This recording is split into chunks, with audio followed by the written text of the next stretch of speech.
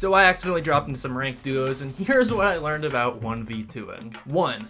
Don't always go for the finish. I used to think if you downed one of them, go for the finish immediately, so it's a 1v1. And there are times where this makes sense, if you need their mats or ammo, yes, but a lot of times their teammate will be right up against your wall, so 1, you may not even have time to do it, but 2, and way more importantly, it gives you time to heal. If you get hit hard, which you likely will at some point in a 1v2, you'll need time to heal, and that's not going to happen with constant pressure. Although, if you knock one of them, you can box up or build up and heal while they go for a res. And this might be your only time you get that. So you might be wondering, how is that different from just restarting the fight, and why would I do that? And the reason is, if you knock one of them, but you're hit hard, you'll still have to 1v1 with a significant health disadvantage if you kill their teammate. Because at that point, they have nothing better to do than to push you. But if you heal up and allow the res, you can fight with 200 health against only one healthy opponent, while the other one is still going to be one shot. In this circumstance, you only have to hit one mediocre shot to down him again and leave the remaining 1v1 in your advantage. It's about playing the long game when your opponent is trying to play quick to get the res. This takes a little skill to get the timing right,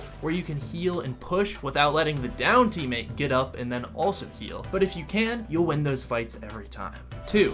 Learn to change focus. In a 1v2, you'll have to fight each opponent back and forth, so don't tunnel vision on one. The trick to winning 1v2s is to outlast your enemies. If you can constantly do chip damage while trying your best not to take return damage, then you are outlasting them. You want to make them heal over and over and over again until they're out of meds. And every time they heal, that means one person is taken out of the fight and you have the opportunity to 1v1. And these 1v1s are where you need to be going for kill shots, not that chip damage. Although as soon as the other person is back in the fight, go back to outlasting and to chipping. 3. Stop rushing fights. The biggest mistake people make when taking 2s is rushing the fights. They think they'll only have half as many mats as the enemy team, therefore they need to rush the fight before materials become an issue. And while this is technically true, it's a mindset that gets people killed. I'd rather waste all my mats and die with 0 in a long fight than rush and get killed with hundreds left. And even if low mats become a problem, in these big 2v1 fights, there's plenty of room to hide, mantle, go for chops, or even edit old builds where you don't necessarily need to continue to build fight if there's already structure in place. Again, it's all about outlasting. Tip 4. Split them up. If you can't do enough chip damage where they go to heal, or they are just plainly forcing the 2v1 because they know they have a player advantage, then weave between them and split them up yourself. I think one of the best way I found that works is cranking up to height and build fighting one of them. Usually if you go pretty high, one of them will get the idea to chop at the bottom or spray at you from a lower layer, while the other one build fights you at the top. In circumstances like this, you bait the first player that you're going to continue build fighting and ramp super aggressively with a couple of stairs, then covertly drop down. And you don't want the other person hearing you drop, that's important. You can now fight the second person on the lower layer in a 1v1 scenario. And I can promise you, this is the only scenario in a 1v2 where you can actually get the element of surprise on your side. And remember, you won't have much time to fight this person on the bottom since they will have comms and tell their teammate to drop down. But a little time is better than none, and the top person still has to worry about fall damage so they can't immediately drop onto you. And bonus, if you can shoot them out while they're dropping. Tip 5.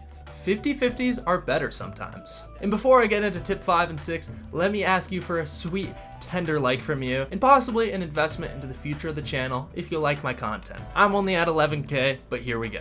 The idea that you never want a 50-50 unless, you're W keying or something is just wrong. Some circumstances, it's called for. For example, if you're boxed up and they're sandwiching you from different walls, instead of flipping your blueprint back and forth trying to hold 2 walls, just jump out at one of them. And again, if they are on different walls, that means they are at least split by 1 box, so it is still a true 50-50 odds, not 33.3 to 66.6 if they're on the same tile. And odds are, this will surprise the person you jump at. And if so, they might miss their shot and you can move to a different layer, or straight up hit a big shot on one of them. 6. How to key in solo duos. Most of you watching are probably watching to learn how to fight 1v2s in case your duo goes down in duos. You're not solo queuing into duos like I was. But why would you key in a scenario where your duo is gone? Why not just play safe? And I'll tell you from an example I had recently. My duo went down in a tournament and we weren't in qualification range yet, and placement wasn't gonna do it, so we needed kills. Instead of giving up because I was at a disadvantage or just playing placement knowing it wasn't gonna matter, I actually keyed smartly as a solo in duos to try to get those points back. The trick to doing this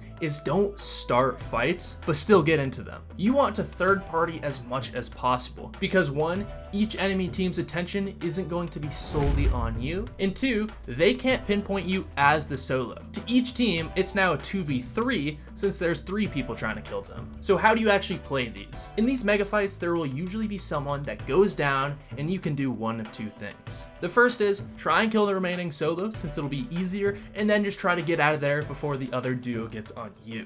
How you actually play it is the solo will likely put his focus on holding his walls from the duo, and you can probably sneak up behind him and kill him or something to that effect. Then get out of there before the duo gets on you. The second route you can take is teaming up by virtue of common enemies with that solo that's still alive. This makes it a 2v2, so you're no longer in the complete disadvantage. Obviously, you're not on his actual team, but what you want to do is focus on the duo more than on him. And if all works out, then the duo will die and you'll just have to 1v1. This will still give you elimination points, and you can walk out of there with anywhere from 1 to 3 kills, 4 if you're just that guy and got in before anyone actually went down, but that's how you key smartly as a solo duo. And in games like these where your duo goes down and you have to 1v2, the win seems unlikely. So many people will just play these to place decently, especially in a tournament, instead of playing for first place. But if you can identify the opportunities needed to win, it's so possible to get the win. And the last video I made goes over those things. You need to be going for first place, not just I want to win or get placement. First place. And that might sound paradoxical, but watch the video and you'll understand what I mean. Related,